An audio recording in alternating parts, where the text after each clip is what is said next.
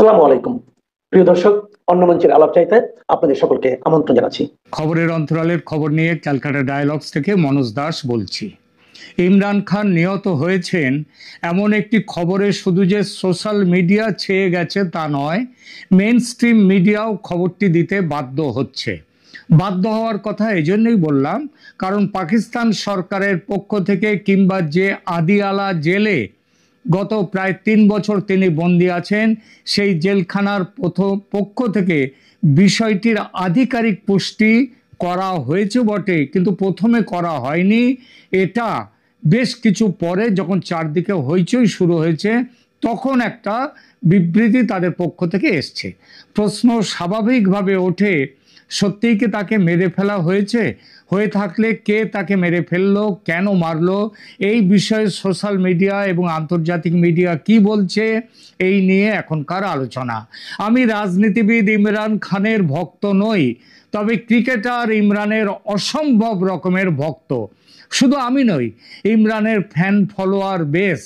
সর্বকালের সর্বশ্রেষ্ঠ খেলোয়াড়দের মধ্যেও পরে বললে অত্যুক্তি হয় না। পাকিস্তানের কথা ছাড়ুন, এই ভারতের কিশোরী তরুণীদের হার্টথ্রব ছিলেন ইমরান খান। মেয়েরা তার ছোট্ট ছবি পার্সের মধ্যে রেখে দিত, আমি নিজে তার প্রমাণ পেয়েছি। 80-র দশক বিশ্ব ক্রিকেট অনেকখানি ছিল ইমরানময়। পরে খেলা ছেড়ে তিনি রাজনীতিতে যোগ দিলেন, নিজের দল করলেন। 1996-এ পাকিস্তান তেহরিক ই ইনসাফ বা পিটিআই এর তিনি প্রতিষ্ঠা করলেন এবং 1996 থেকে 2023 সাল পর্যন্ত এই দলের তিনি চেয়ারম্যান ছিলেন। তিনি পাকিস্তানের প্রধানমন্ত্রী হয়েছিলেন 2018 সালে, পদে ছিলেন 2022 পর্যন্ত। তারপর আমেরিকার বাইডেন প্রশাসন এবং ডিপ স্টেটের চক্রান্তে তিনি পদ হারান। অনেকটা আমাদের যে শেখ হাসিনা যেভাবে বাংলাদেশের প্রধানমন্ত্রীর পদ থেকে তাকে হটিয়ে দেওয়া হয়েছিল, অনেকটা সেইভাবেই। তবে এখানে ইমরানের পতন ঘটে কারণ তার দলের কয়েকজনকে দখল করে নিয়েছিল সেনা এবং তারা ভোট দিয়েছিল ইমরানের বিরুদ্ধে। তার জন্য ইমরান পরাজিত হন এবং পরাজিত হওয়ার পরে তিনি পদ হারান প্রধানমন্ত্রিত্ব, এবং তারপর প্রায় 1 বছরের মাথায় দুর্নীতির অভিযোগে তাকে গ্রেপ্তার করা হয়। সেই থেকে আজ পর্যন্ত প্রায় 850 দিন তিনি জেলে আছেন। এতদিন তার মৃত্যু সম্পর্কে কোনো জল্পনা তৈরি হয়নি বটে, তবে তার জীবন বিপন্ন হতে পারে আইএসআই ও আর্মির ষড়যন্ত্রে, এমন সম্ভাবনার কথা মাঝে মাঝেই শোনা গেছে। তবে এবার আর সম্ভাবনার কথা নয়, তার নিহত হওয়ার খবর ছড়িয়েছে এবং সেটা রীতিমতো বড় আকারে। কি উৎস এই খবরের একটু দেখা যাক। খবরটি প্রথম প্রকাশ্যে আসে 26শে নভেম্বর 2025 সোমবার। আফগানিস্তান টাইমস নামে একটি অনলাইন নিউজ পোর্টাল প্রথমে দাবি করে যে ইমরান খান আদিয়ালা জেলে রহস্যজনকভাবে নিহত হয়েছেন এবং তার মৃতদেহ জেল থেকে বের করা হয়েছে। স্ট্রেচারে শায়িত ইমরানের চোখ বন্ধ করা একটি ছবি প্রকাশ করে তারা। এই দাবিটি এক্স টুইটারে দ্রুত ছড়িয়ে পড়ে এবং where is Imran Khan hashtag trending হতে থাকে। পরে ministry of foreign affairs Balochistan এই নামের একটি অ্যাকাউন্টেও একটি ছবি শেয়ার করে দেখানো হয়, যাতে ইমরান খানকে দেখা যায় স্ট্রেচারে শুয়ে আছেন চোখ বন্ধ করে। এই অ্যাকাউন্টটিও দাবি করে যে সেনাপ্রধান আসিম মুনির এবং পাকিস্তানের গোয়েন্দা সংস্থা আইএসআই দুয়ে মিলে তাকে হত্যা করেছে। একই সঙ্গে ইমরানের ছেলে কাসেম খান তিনিও বলেন যে তার বাবা 845 দিন ধরে গ্রেপ্তার এবং গত 6 সপ্তাহ ধরে একটি ডেথ সেলে সম্পূর্ণ নিঃসঙ্গতায় তাকে রাখা হয়েছে। কাসেম মানে ইমরানের পুত্র আরও দাবি করে যে তার বাবা এবং তার আরেকজন ভাইয়ের মানে ইমরানের আরেক ভাইয়ের কোনো যোগাযোগ নেই তাদের বাবার সাথে। ইমরানের 3 বোন নরিন নিয়াজি, আলিমা খান এবং ডাক্তার উজমা খান এরা 26শে নভেম্বর আদিয়ালা জেলের বাইরে জড়ো হন এবং দাবি করেন তারা তাদের ভাইয়ের সাথে দেখা করতে এসে নির্মমভাবে প্রহৃত হয়েছেন। তাদের দেখা করতে দেয়া তো হয়নি, বরং পুলিশ তাদের উপর নির্যাতন করেছে, তাদের চুলের মুঠি ধরে টেনে রাস্তায় বের করে ফেলে দিয়েছে। বিষয়টি নিয়ে আলিমা খান বিভিন্ন টিভি চ্যানেলে সাক্ষাৎকার পর্যন্ত দিয়েছেন। ইমরানের নিজের দল পিটিআই, পাকিস্তান তেহরিক ই ইনসাফ, তারা দাবি করেছে যে ইমরান খান বিচার ব্যবস্থা তাকে দিয়েছিল পারিবারিক মিলনের অধিকার, সেই অধিকার থেকে তাকে বঞ্চিত করা হয়েছে। তার পরিবারের আইনি প্রতিনিধিরা 3 সপ্তাহেরও বেশি সময় ধরে তার সাথে দেখা করতে পারেননি। খাইবার পাখতুনখোয়া প্রদেশের মুখ্যমন্ত্রী, যিনি পাকিস্তানেরই একটি প্রদেশের মুখ্যমন্ত্রী, সেই সোহেল আফ্রিদি, তিনি বলেন যে তাকে 8 বার ইমরান খানের সাথে দেখা করতে দেয়া হয়নি। কবার? 8 বার। বিভিন্ন আন্তর্জাতিক সংস্থা এবং মিডিয়া এই পরিস্থিতি নিয়ে উদ্বেগ প্রকাশ করেছে। ইমরান খানের পরিবার এবং পিটিআই, ইমরান খানের রাজনৈতিক দল, তারা আন্তর্জাতিক মানবাধিকার সংস্থা এবং দুনিয়ার গণতান্ত্রিক সরকারগুলির কাছে হস্তক্ষেপের জন্য আহ্বান জানিয়েছে। তারা দাবি করেছে যে এভাবে ইমরান খানকে সম্পূর্ণ বিচ্ছিন্ন করে রাখা কোনো নিরাপত্তা প্রোটোকল নয়, বরং তার শারীরিক অবস্থা লুকানোর একটি ইচ্ছাকৃত প্রচেষ্টা। সেই চিঠিতে তারা তাদের ইমরান খানের নিহত হওয়ার খবরটিও পর্যন্ত দিয়েছেন। রয়টার্স রিপোর্ট করেছে যে খানের দল, ইমরান খানের দল তার সঙ্গে দেখা করতে চেয়েছে, কারণ তিনি 3 সপ্তাহেরও বেশি সময় ধরে পরিবার ও আইনি প্রতিনিধিদের থেকে বিচ্ছিন্ন হয়েছেন, কিন্তু এখনো পর্যন্ত তাকে এই ইমরানের দলের প্রতিনিধিদেরকে কিংবা তার আইনি প্রতিনিধিদেরকে কিংবা তার পরিবারের কাউকে সাথে এখনো দেখা করতে দেওয়া হয়নি, তাকে বিচ্ছিন্ন করে রাখা হয়েছে। বিশ্বজোড়া এমন খবর প্রকাশিত হওয়ার পর পাকিস্তানের আদিয়ালা জেল কর্তৃপক্ষ গতকাল 28 নভেম্বর একটি বিবৃতি জারি করে বলেছে, CNN 18-এর 28 নভেম্বরের রিপোর্ট অনুযায়ী জেল কর্তৃপক্ষ সরাসরি নিশ্চিত করছে যে খান সুস্থ এবং যথাযথ চিকিৎসা সেবা পাচ্ছেন। ইমরান খানের নিহত হওয়ার খবর খণ্ডন করে পাকিস্তান সরকারের পক্ষ থেকে অবশেষে একটি আনুষ্ঠানিক বিবৃতি ও ব্যাখ্যা দেয়া হয়েছে ওই 28 নভেম্বর তারিখে। এই বিবৃতিতে সরকার ও জেল কর্তৃপক্ষ স্পষ্টভাবে বলেছে যে ইমরান খান জীবিত, আদিয়ালা জেলেই আছেন এবং তার মৃত্যুর খবর মিথ্যা ও ভিত্তিহীন। তবে তার আগে পাকিস্তান সরকারেরই তথ্য সম্প্রচার মন্ত্রণালয়ের পক্ষ থেকে এক বিবৃতিতে জানানো হয় ইমরান খান জেলে মারা গেছেন। খবর বেরিয়ে আসার সঙ্গে সঙ্গে হাজার হাজার ইমরান ভক্ত রাস্তায় প্রতিবাদে নেমে আসেন। আর তারপরেই পাকিস্তানের তথ্য সম্প্রচার মন্ত্রণালয়, ministry of information and broadcasting, তারা আগের জারি হওয়া বিবৃতিকে ফেক ঘোষণা করে এবং জনগণকে বলে এইসব গুজব প্রত্যাখ্যান করার জন্য। কিন্তু যেভাবে চলছে এই জল্পনা, তাতে ইমরানের নিহত হওয়ার খবরকে গুজব বা ফেক বললেই সব প্রশ্নের উত্তর পাওয়া যায় না। নিশ্চিতভাবেই ডাল মে কুছ কালা হ্যায় কিংবা পুরা ডালই কালা হ্যায়। আমরা চাই মহান ক্রিকেটার ইমরান খান, পাকিস্তানের প্রাক্তন প্রধানমন্ত্রী ইমরান খান ভালো থাকুন, সুস্থ থাকুন। কিন্তু সঙ্গে সঙ্গে এই প্রশ্নগুলো নিশ্চিতভাবেই আমাদের চিন্তায় ফেলছে। কি সেই প্রশ্নগুলো? প্রশ্ন 1, নিহত হওয়ার খবর গুজব হলে তার পরিবারের কাউকে কেন তার সঙ্গে দেখা করতে দেয়া হচ্ছে না, এবং এই গুজব বা জল্পনা যাই বলুন না কেন, সেগুলো বাজার ছেয়ে যাওয়ার পরেও কেন তাদেরকে দেখা করতে দেওয়া হচ্ছে না? আর দেখা করা সংক্রান্ত এটা তো কোর্টের আদেশ রয়েছে, সেই আদেশ অমান্য করে কেন তাকে লুকিয়ে রাখা হচ্ছে? 2 নম্বর প্রশ্ন, প্রশ্ন 2, কেন তাকে ডেথ সেলে রাখা হয়েছে? আদালত তাকে 14 বছরের বিনাশ্রম কারাদণ্ডের আদেশ দিয়েছে, ডেথ সেলে রাখার হুকুম দেয়নি। তাহলে কেন তাকে ডেথ সেলে রাখা?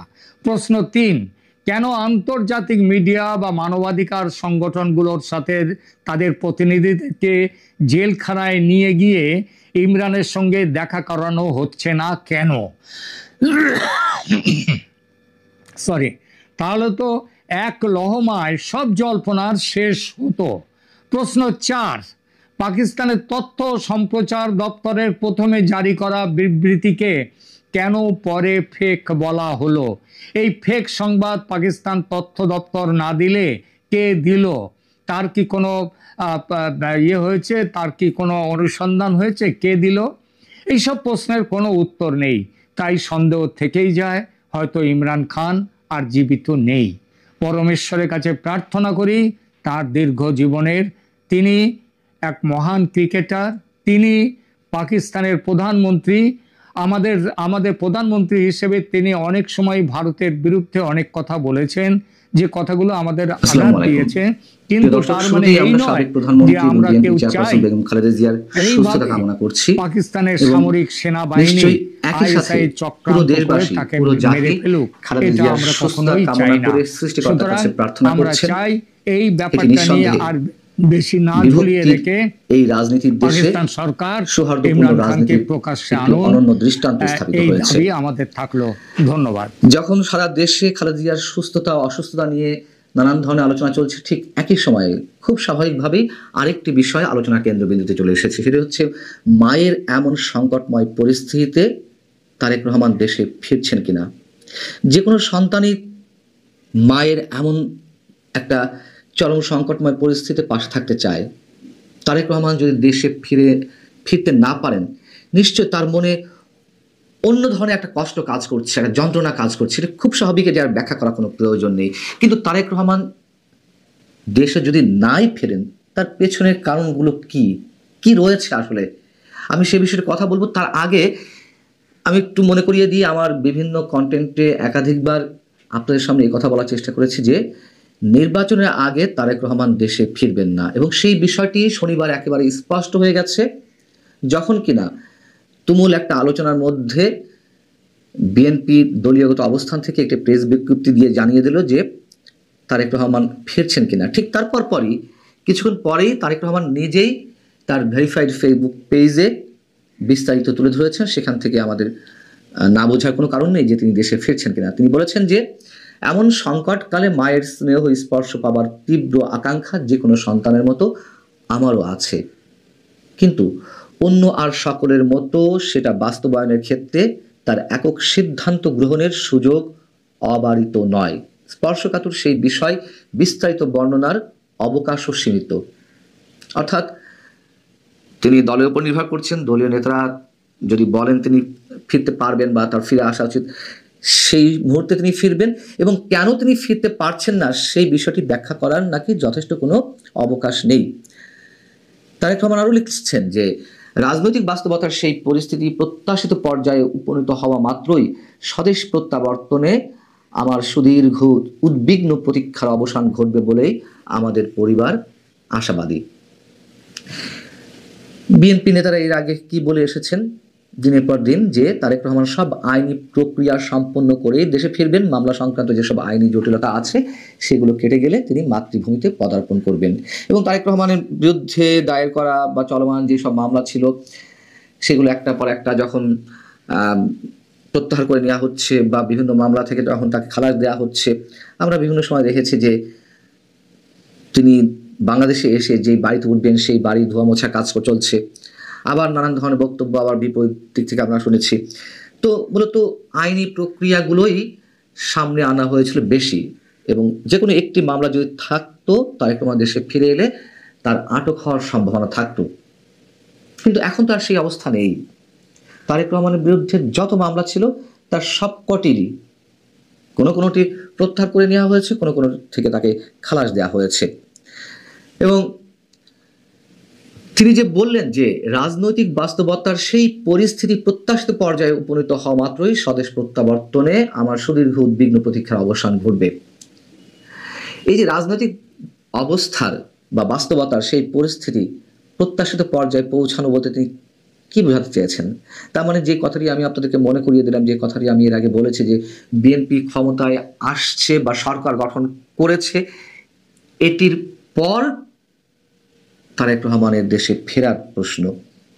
এবং আমি একটি সমীকরণ দিয়েছিলাম যে বিএনপি যদি নিরঙ্কুশ সংখ্যাগরিষ্ঠতার মাধ্যমে সরকার গঠন করে সেক্ষেত্রে প্রধানমন্ত্রী হবেন খালেদা জিয়া, তারেক রহমান তার দেশে নেই, তিনি নির্বাচন করবেন কীভাবে? তো খালেদা জিয়া প্রধানমন্ত্রী হলে তার ছেড়ে দেওয়া একটি আসন থেকে উপনির্বাচন করবেন তারেক রহমান তখন দেশে এসে, এবং